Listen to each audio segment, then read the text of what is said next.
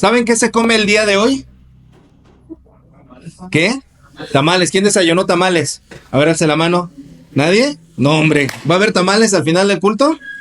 ¿No? ¿Tampoco? Bueno, pero ¿saben por qué es esta fiesta? ¿Qué es lo que se celebra? ¿El día de qué? De la Candelaria. ¿Y ustedes saben por qué se comen tamales y por qué es el día de la Candelaria? ¿Alguien sabe? ¿No? Bueno, les voy a contar. En el siglo IV después de Cristo, los primeros cristianos comenzaron a celebrar la presentación de Jesús en el templo, que es lo que acabamos de leer. Y estas fiestas fueron evolucionando de formas muy particulares, sobre todo cuando llegaron aquí a nuestro país, a México, porque pues en México todo lo hacemos muy a nuestra forma, ¿verdad? Muy como somos nosotros. Entonces, por ejemplo, el 6 de enero nos comimos la Rosca de Reyes, que fue algo que es una tradición que inventamos aquí en México, ¿no? Representa el proceso de Jesús escondido en el desierto, y a quien le toca el muñequito, ¿le toca qué? Los tamales, pero ¿sabían que no es un castigo? Porque a veces lo vemos como un castigo, y te tocó el muñequito, y nadie quiere que le toque el muñequito, ¿ah? A veces hasta te lo comes o lo escondes debajo de la lengua o te atragantas para no tener que poner los tamales. Pero no era una cuestión de un castigo, ¿no? Sino que representaba que te encontraste con Jesús, y quien se encuentra con Jesús no se lo puede quedar para sí mismo. Quien encuentra a Cristo lo tiene que compartir. ¿Y cómo lo compartes? Pues en una fiesta y en algo que le gusta mucho a los judíos y nos gusta a nosotros también mucho como mexicanos, que es la comida. Entonces celebras comiendo, ¿no? Cristo es para compartirlo. ¿Y cómo lo compartes? Bueno, cuando estas tradiciones llegaron a nuestro país, resulta que, pues bueno, los mexicanos metieron estas cuestiones que tenían de comidas sagradas. Una de esas comidas sagradas, pues era los tamales, precisamente. Entonces se hizo una mezcolanza ahí de tradiciones, y por eso es que 40 días después de que celebramos el nacimiento de nuestro Señor, celebramos también la presentación del Señor. Y algunos pueden decir, bueno, es que eso nada más es de los católicos, pastor. ¿Pero qué cree? Esa fiesta surgió cuando no existía ni la iglesia católica.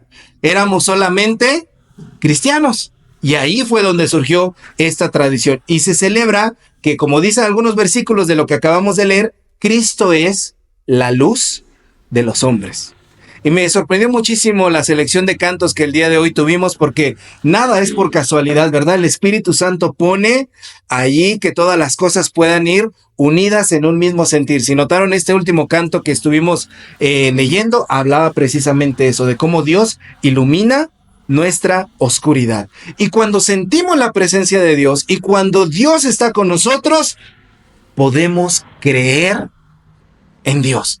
Y esta creencia no nada más es de ratitos, esta creencia no nada más es por un momentito, esta creencia debe ser hasta el final. Debemos creer en Dios hasta el final de nuestras vidas. Y el pasaje del día de hoy nos enseña cómo debemos creer en Dios hasta el final. Y eso es lo que significa. A ver, ¿tienen su Biblia abierta? Abran su Biblia, por favor, Lucas 2. Quiero que alguien me diga cuáles son los primeros dos personajes que aparecen en pantalla cuando abrimos ahí. ¿Quién aparece? Una pareja de personajes muy importantes entre los versículos 21 al 24. ¿De quién nos están hablando? ¿Quién me dice? No, en el 21 al 24 no. José y María, que son los que llevan a Jesús a presentar. Miren, hermanos, creer hasta el final significa obedecer hasta el final. Si hubo personas que presenciaron los milagros de Dios, esos fueron José y María. ¿Se acuerdan? A los dos les habló el arcángel Gabriel, los dos vieron el nacimiento virginal de Jesús, los dos recibieron la visita de los pastores, los dos vieron la protección de Dios en Belén, los dos recibieron la visita de los magos, los dos vieron señales por doquier. Todas las señales que el pueblo de Dios, el pueblo de Israel, anheló durante siglos tener, ellos dos tuvieron ese privilegio. ¿Qué más podían pedir esos dos?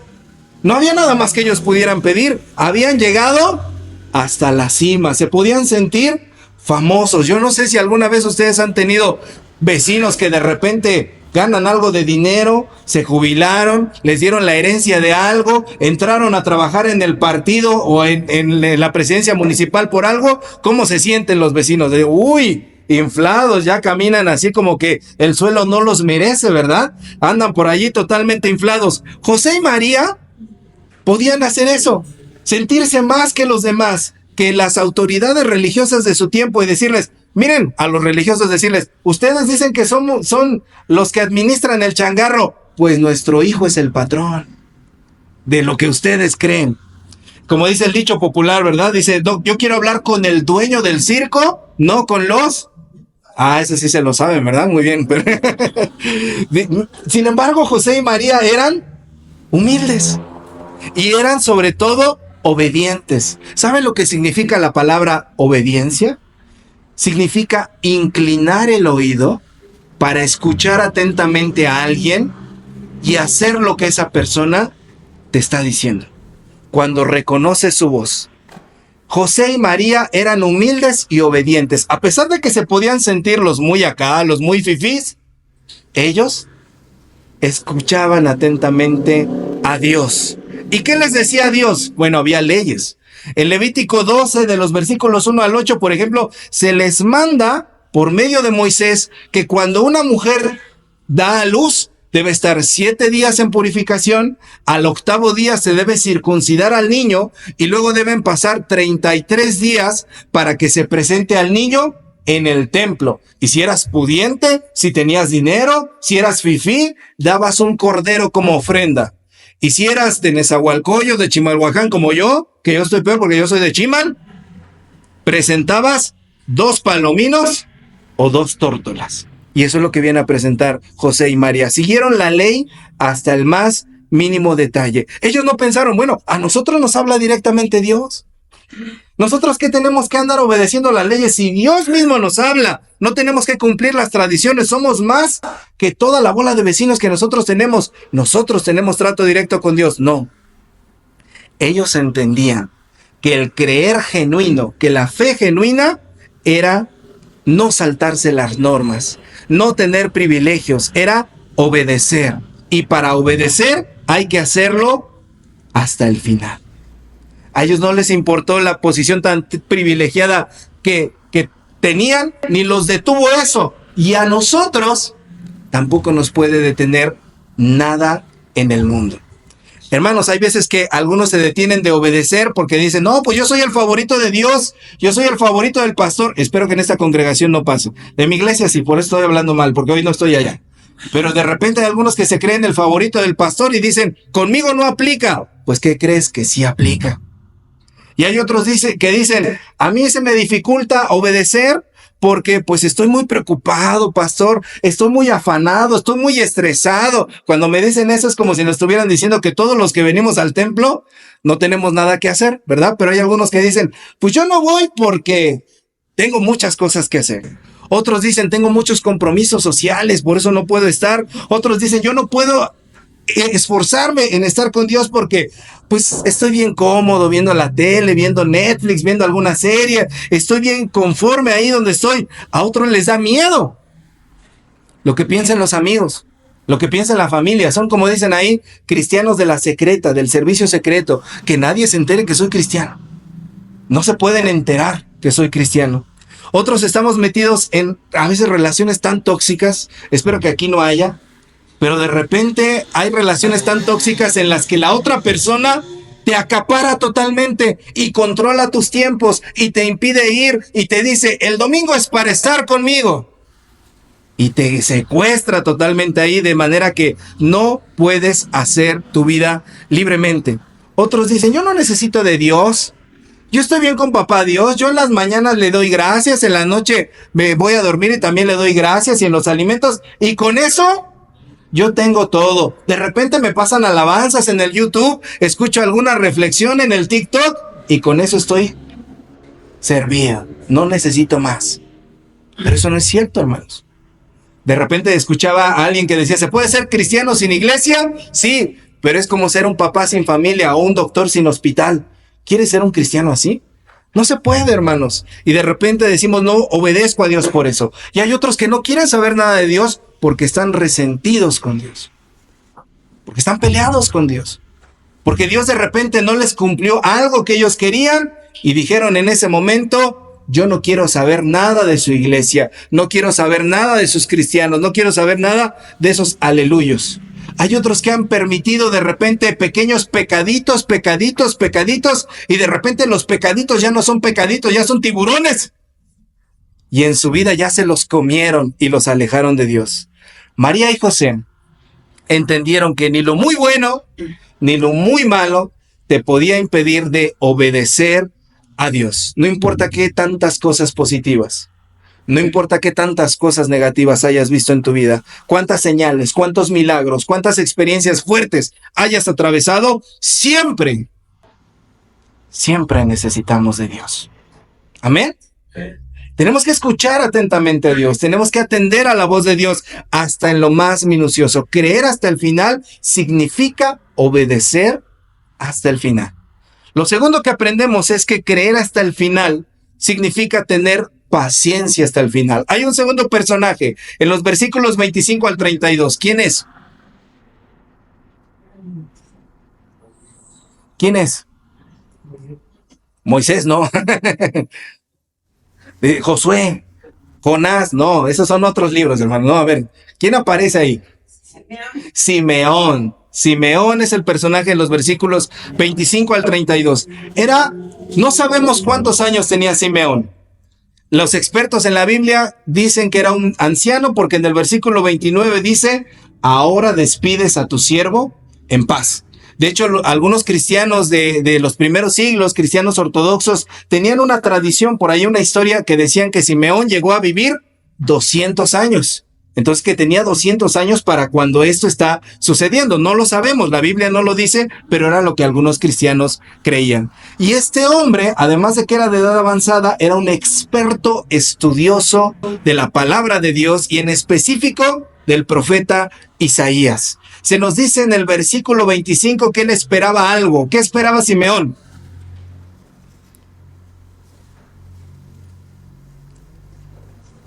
¿La qué? La consolación de Israel. ¿Qué significa eso? Esta idea de la consolación de Israel significa que él esperaba que el Mesías de parte de Dios iba a traer consuelo, restauración, redención de su pueblo, y siempre que se refiere a esto de la consolación de Israel, como Simeón era un estudioso del libro de Isaías, del profeta Isaías, es en Isaías donde se habla de esto. Isaías 40:12 dice, consuelen a mi pueblo, díganle que yo he perdonado su pecado. Isaías 49:13 dice, el Señor ha consolado a su pueblo, prorrumpan en alabanzas. Isaías 51:3 dice, ciertamente Dios consolará a Sión y convertirá su desierto en un Edén. Isaías 61 del 1 al 2 dice, el Espíritu del Señor está sobre mí porque me ha enviado a bla, bla, bla, bla, bla, bla, bla, bla, bla, lo que cantábamos ahorita, y los ojos de los ciegos se abrirán y ellos verán, y al final dice, y me ha enviado a consolar a los que lloran. Isaías era el profeta del consuelo. Isaías era el profeta que Simeón estudiaba tanto, y por eso cuando tiene al niño en sus manos, se nos dice ahí que tiene a Jesús en sus manos, empieza a cantar también partes de Isaías. Ante los ojos de las naciones, decía Isaías 52:10, te daré por luz a las naciones, Isaías 49:6. Simeón reconoce que ahí está la luz, y de ahí viene la palabra candelaria, porque una candela es una vela. Es una vela, se enciende una luz. La luz y el consuelo a las naciones. Simeón esperaba que eso viniera a la tierra. ¿Cuándo es cuando nosotros necesitamos luz? ¿Cuándo es cuando necesitamos consuelo? Díganme, ¿cuándo necesitamos luz? En la oscuridad. Cuando el panorama no se ve claro. ¿Y cuándo necesitamos consuelo? En la angustia, en la tristeza. ¿En qué otro momento necesitamos consuelo? En el estrés, cuando se nos muere alguien, cuando hay enfermedad, cuando hay sufrimiento físico, cuando hay miedo, cuando hay incertidumbre, cuando hay inseguridad, cuando sentimos culpa, cuando sentimos remordimiento, cuando vemos injusticia en las calles, en el gobierno, cuando vemos que hay sufrimiento. Y este hombre, Simeón, había visto mucho de eso. En el año 63 a.C., Simeón vio que los romanos entraron y profanaron el templo y sacrificaron animales que para ellos eran impuros y tuvieron orgías sexuales en el templo de Dios. Imagínense lo que sintió Simeón cuando estaba viendo eso. Les pusieron impuestos, les pusieron humillaciones. Las calles de un día para otro se llenaron de soldados. Y los soldados eran crueles, porque los israelitas en ese momento eran sus esclavos, perdieron la libertad. Simeón conoció a un hombre tan cruel como lo fue Herodes el Grande, 37 años antes de Cristo. Fue un hombre que mató a su propia esposa, que mataba a los religiosos que se le oponían, que mataba a cualquier ciudadano que se le oponía, y es más, Herodes el Grande mandó a matar bebés. No tenía dónde detenerse Herodes el Grande. Y Simeón podía decir, bueno, al menos voy a ver a los religiosos de mi tiempo, ellos a lo mejor son una luz. ¿Qué hacían los religiosos? Se vendían a Roma y caían en el fanatismo. Simeón vio el dolor de su pueblo y de su familia. Y yo pensaba, si Simeón estudiaba tanto al profeta Isaías, que hablaba de consuelo y de consuelo y de consuelo, y luego levantaba la vista y veía lo que pasaba a diario, y le prendía las noticias de aquel entonces, y veía otro asesinado, otro descabezado, otro encostalado, otro asaltado, ¿qué creen que sentía Simeón?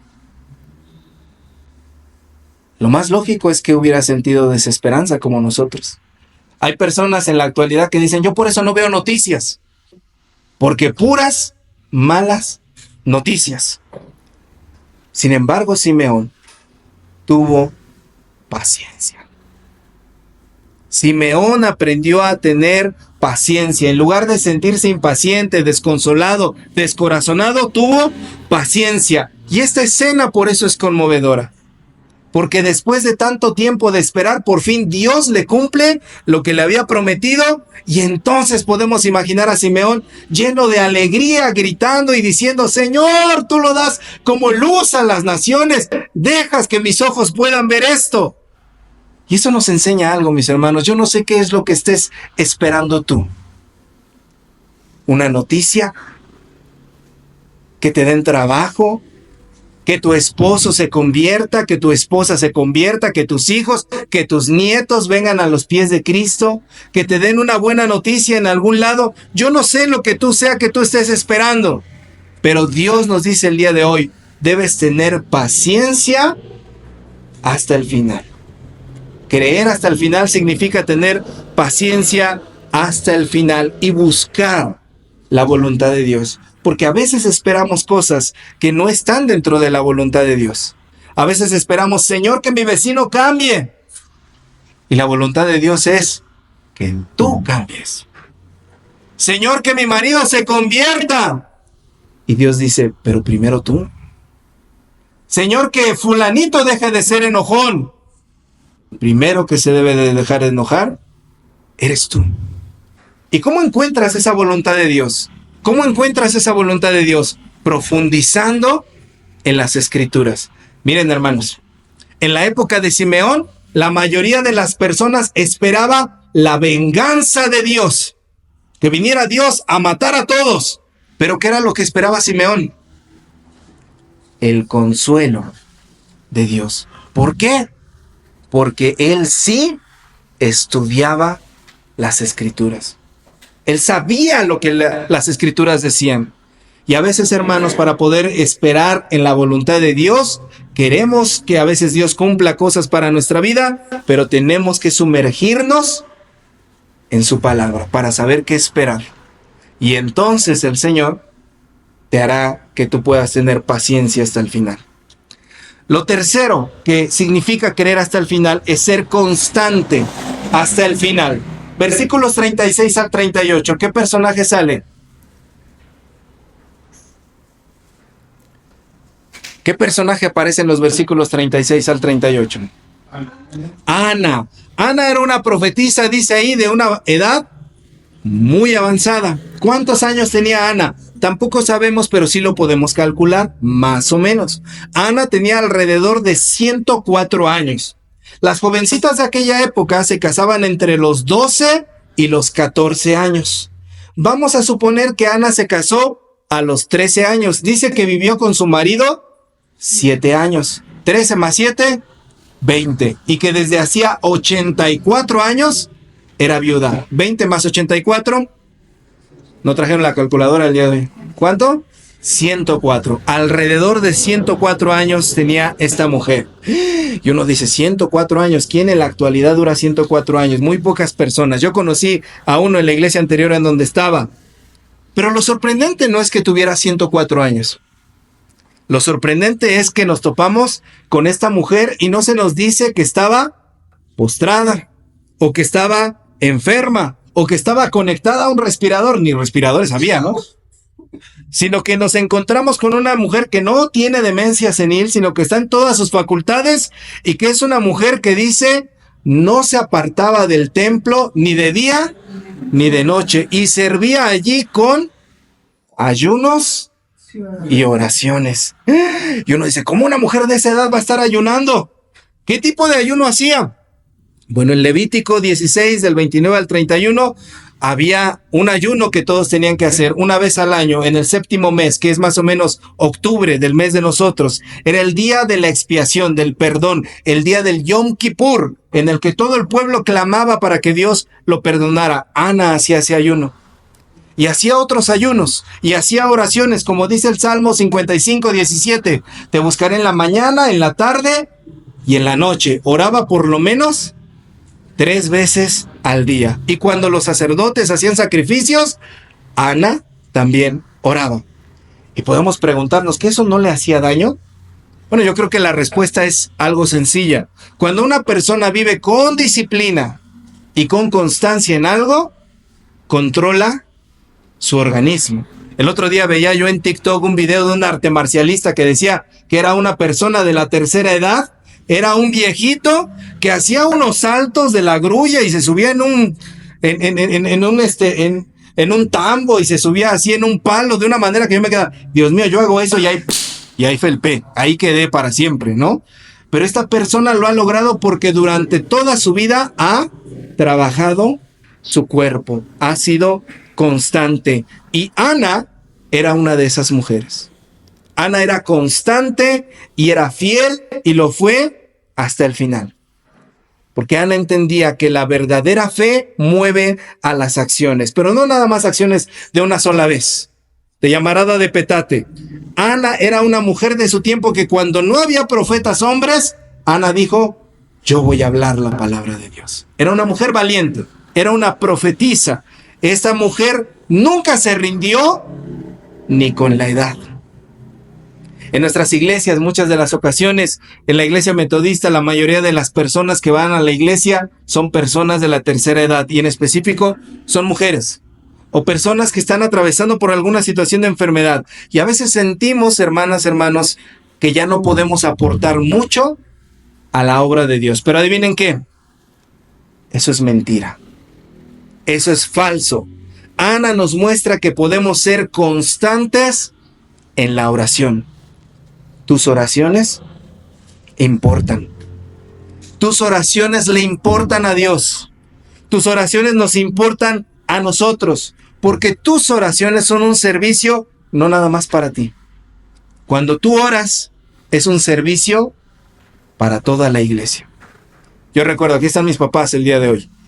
Cuando yo andaba de rebelde en la adolescencia, cuando encontré al Señor, yo me enteré que hubo muchos hermanos de distintas iglesias orando por mí. A veces pensamos que la oración no sirve para mucho, pero sirve, incluso si atraviesa las barreras del tiempo y de la distancia. Así que nunca subestimes el poder de la constancia y de la oración. Si hoy no lo lograste, no te rindas. El día de mañana lo puedes lograr. Si te sientes cansado, respira un momento y levántate. Decía mi papá que cuando él corría, él fue policía y los llevaban allá a correr en la agrupación, cantaban esa canción que a mí me ha impactado siempre toda la vida. Cuando vayan mal las cosas, como a veces suelen ir, descansar acaso debes, pero nunca desistir. Decía, desistir es de cobardes y eso nunca quiero ser. Sigue creyendo, sigue sirviendo, sigue orando, sigue actuando. Tu edad no es un pretexto. Sea que seas muy joven o sea que seas muy viejo, no es un pretexto. Tu condición no es una limitante. Tus fronteras y tus barreras mentales no son nada comparadas con el amor y con el poder de Dios. Y por eso Dios te invita hoy a que puedas creer hasta el final y por lo tanto que seas constante hasta el final. Amadas hermanas, amados hermanos, hoy somos llamados, como José y como María, a poder obedecer hasta el final. Como Simeón, a ser pacientes hasta el final. Como Ana, a ser constantes hasta el final. Y para eso tenemos que permitir que la luz de Cristo brille sobre nosotros. En tus desesperanzas, en tus dolores, en tus angustias, en tus problemas, en tu estrés. Hoy el Señor te dice, tráelo delante de mí, porque yo quiero iluminar tu oscuridad.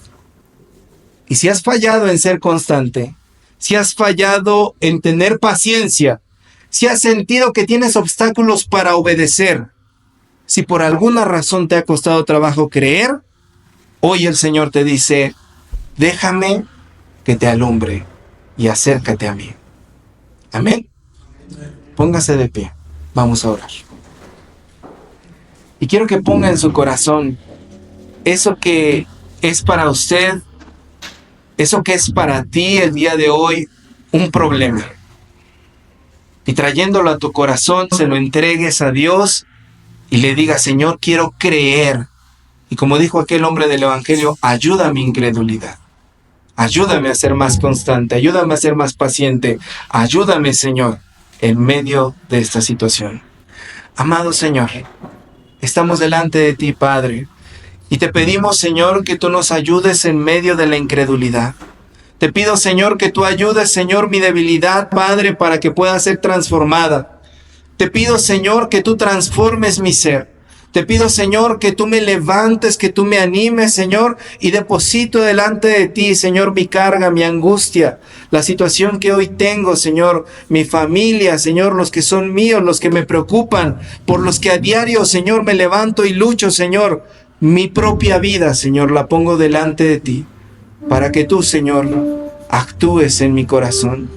Soy tuyo, Señor, y te ruego en el nombre de Jesús, que tú ilumines mi oscuridad, Señor, y las cosas que yo pienso que no se pueden resolver, y las cosas que yo pienso que son limitantes mías, Señor.